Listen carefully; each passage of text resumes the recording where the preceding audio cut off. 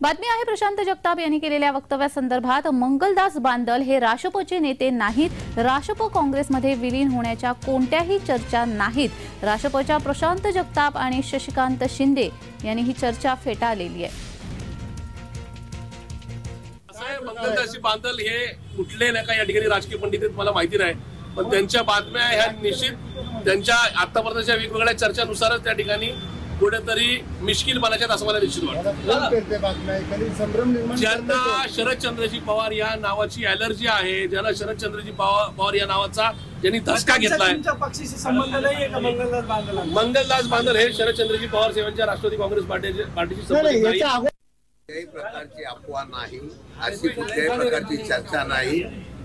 पक्षाची लोकसभेच्या निवडणुकीच्या संदर्भातली बैठक होती, त्याचबरोबर या ठिकाणी महाविकास आघाडीच्या बाबतीमध्ये जे मेळावे होणार आहेत त्या मेळाव्याच्या संदर्भामध्ये कशा प्रकारचा मेळावा करायचा, कशा पद्धतीने आपण अग्रभागी राहायचं, अशा प्रकारची फक्त चर्चा होती।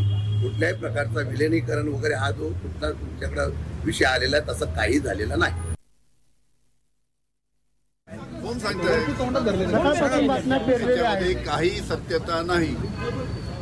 राष्ट्रवादी काँग्रेस पक्षाला आता चिन्ह मिळावं लवकरात लवकर, त्याच्यासाठी आमचा प्रयत्न चालू आहे।